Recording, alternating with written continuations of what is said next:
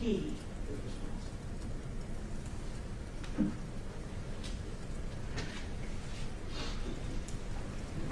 Pilgrim, you may begin. Thank you, Howard. Ladies and gentlemen, good morning. Thank you, first of all, for being here. I may have said to you, no idea, and I mean it. We could not have a jury trial without yours. And the trial by jury is, we kind of take it for granted now in this country. But in the 1700s, the idea that we would bring people in from their everyday lives and have them sit in court and decide what the law is and how it applies to certain sets of facts it was remarkable. It was something revolutionary in the Revolutionary War. It just come out of it because that's not the way it was done in other parts of the world before then. And while our system is not perfect, it is the best one going today. The best one conceived by man, Lord Thomas Jefferson, I wrote, to hold the government to the principles of its Constitution. And I'm shorthanding that, paraphrasing, but I believe that. And I believe that juries get it right almost all the time. And that's the reason why we're here today. It's for you as a jury, collectively and individually, to do what is called the Latin version of it. It's veredictum, which is what we use for verdict, which essentially means veredictum, vera being truth, dictum being to speak, is to speak the truth, to say the truth. And that's the whole truth. That's not a part of it, that's not a slant, it's not a side, it's the whole truth. And today I just want to let you know that A.J. Scott is my client. He's here. Members of my office, Justice Lynn, Daniel Rice, Lori Manley, and Taylor Fields are here helping me this week. And you'll see them coming and going throughout the week. I just want to let you know who they were. Some of you, I mentioned during voir dire, or you mentioned me, where you could serve on juries, others of you have not. And oftentimes it is asked, what is a jury's role?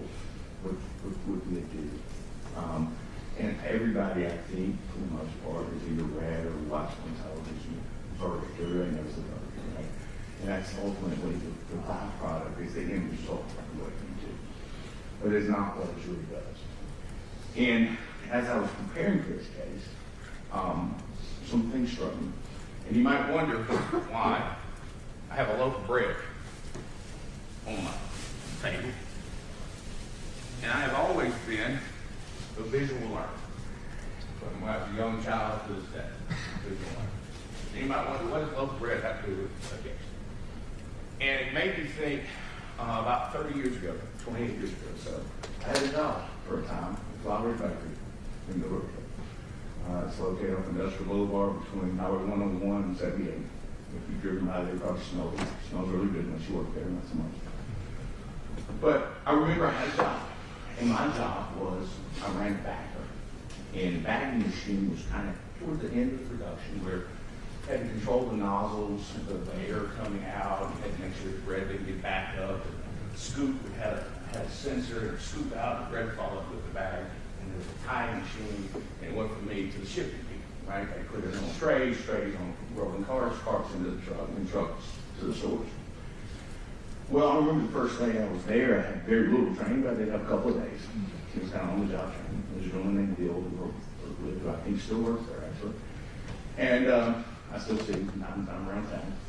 And Bill was there, and he was showing me how to run the machine and what to look for and troubleshoot if something happens.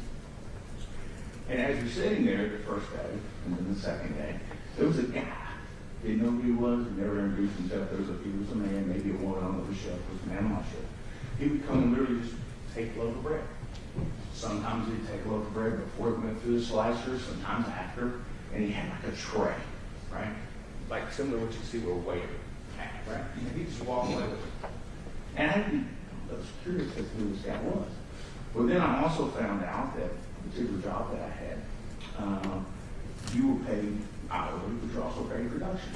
So the more bread I got in bags, the more ties I got on, the more I got out, the more I got paid. Every 2 weeks you got a little bonus, right? If you met certain criteria and if you went above. So I started wondering, who is this guy? Why is he taking bread off the line that I could get in the bag and pay? So I asked Bill one day, he said, that's Q. So I literally thought the man's name was Quillian or Q or something. I had no idea. Well, come to find out, he was actually quality control. And also, as I worked there a little bit longer that year, I figured out there was a small office in the back, probably a third of the size and a quarter the size of this office. They had a laboratory. And this man would come and take the bread, and he'd weigh it. He would taste it. He would break it down chemically to see what was in it. If in fact what they put on the label was what was in it, how much salt, how much sugar. He would actually measure the slices. He had a little penny measure. He would put it on a digital scale. And the part I made about that is there are a lot of things that went into this. It is trial. And you're going to hear about a lot of them. And there's a lot that goes into making a loaf of bread. It starts with the guys that unload the trucks, to the people that put it in stores, the people that measure the ingredients, the people that mix the ingredients, that put it together. Some of them are hand twisted still to this day. And then it goes to the oven, it goes to the containers, it goes to the oven, the people control the ovens and how hot they are and how long they're in there. And then there's cooling, and then there's the slicing machine, people control that. There are a lot of parts that get before it gets in the bag, right? And there's a lot of parts of this case. So what I consider you as a jury is you're the quality control officer, a person of the criminal justice system. What you're supposed to do as a jury is to check the quality of what's been given to you, and is it justice? And I use that analogy simply because it helps me explain to a jury kind of what you expect it to be. And so if you think about it, your job is to check the state's work, to check the people that were mixing it, the people that were baking it, the people that put it in the form. Did they actually give you what they said they give you? What's required by law? Does it match the ingredients? Does it match the specifications of this jury? They have to give you that. So if you look at the evidence going forward in that way, I think it may help you. Now, you hear us discuss throughout this trial, probably the state and myself, the idea of reasonable doubt. And that is something that we use in this forum. I understand most other people don't use. Much like you don't hear things like torque unless you're a mechanic, right? That's something you hear. It is sort of a byproduct of our profession. But what reasonable doubt is pretty simple. Reasonable doubt is a fair-minded, open member of the jury seeking the truth. And if it's a doubt for which you can give a reason, that is reasonable doubt. And I will tell you, throughout this entire trial, there will be reasonable doubt. From the beginning to the end. Now, there are some things that we agree on, and some of the descriptions and events we're going to agree on. We're not going to disagree on everything. But what I think the evidence is going to show you is around 11:30 or so on Saturday night, almost any of that, September 26th, Dylan Wall was operating a Nissan Sentra, a 1.8 liter 2005 Nissan Sentra. And in that car, he had 3 other teenagers. I think it's going to be clear, and I think the state has already advised you, and I would agree with them, they had been at a party, whatever you want to call it, a gathering, a group of young people. And TJ Sylvie was the young man saying they're at his house, and his family owns quite a bit of property in that area. And she's right. You're going to hear a 911 call from an independent person who knew nothing about what was going on. You'll hear it, and you'll get to listen to it. And it'll talk about the direction that vehicle was traveling and how it was traveling. I'm going to pay close attention to that. And they had left the party, and then they had come back to the party, or they were coming back to the party. And what I think the evidence is going to show you is that Dylan Wall made a left-hand turn without yielding. If you're going to watch videos, and you're going to hear testimony, you're going to see that there is absolutely no yielding, that there was no turn signal whatsoever. You're going to see it, and you're going to get a chance to evaluate that. You're also going to hear about the weather that night. It was wet. It was raining. It was so rainy that if you're going to hear testimony, the airlift ambulance or helicopter couldn't be brought in because of the weather. It just wasn't conducive for them to fly or land. So you're going to hear those things. You're going to hear that Dylan Wall's vehicle was traveling somewhere between 22 and 23 miles an hour as he made a left-hand turn without yielding. You will hear that, and that will come up soon.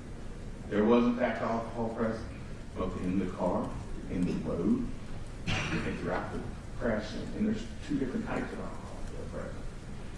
We do not dispute that Mr. Wall and Mr. Finken were taken by ambulance to the hospital. We don't dispute dispute that.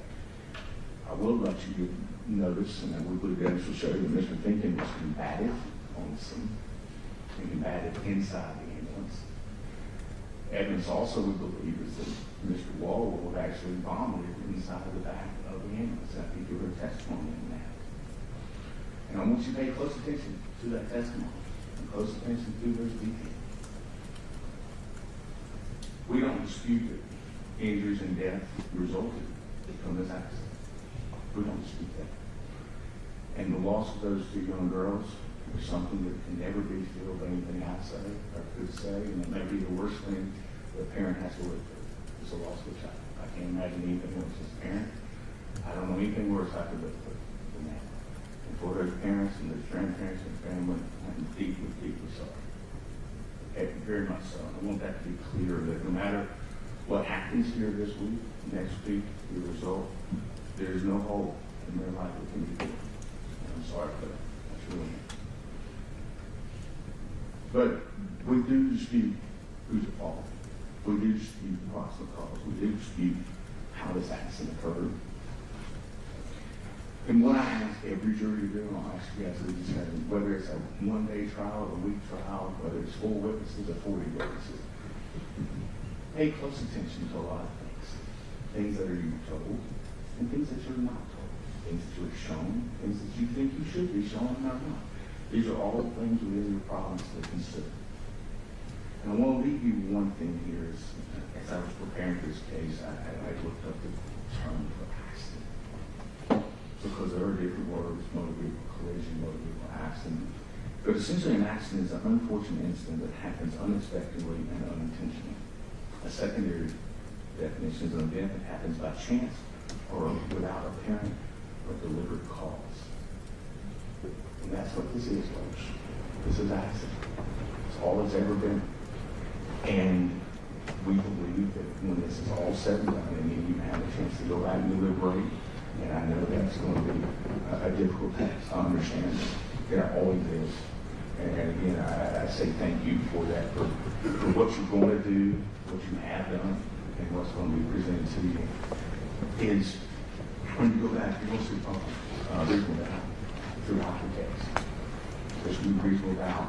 And I think when we're done, whether it's one day next week, that you will find my client something that the state does not carry the burden. And I'll close with this: the state always carries the burden. The state must answer all your questions, must dot all your I's, cross all of your T's if you have a question. My client has a duty to produce nothing, present nothing. We will, but he has no duty to do so. None whatsoever, and that should not affect you. But you will hear from us. You will hear evidence from us. Evidence is in contradiction to what the state's going to present.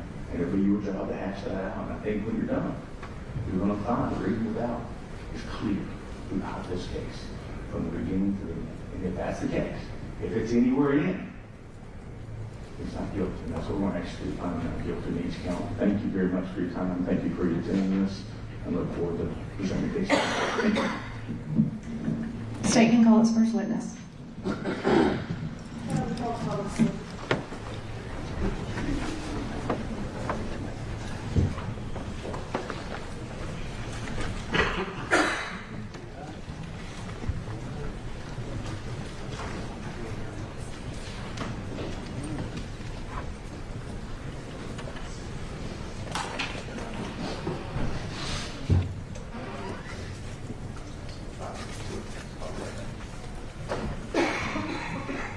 Quick restroom break.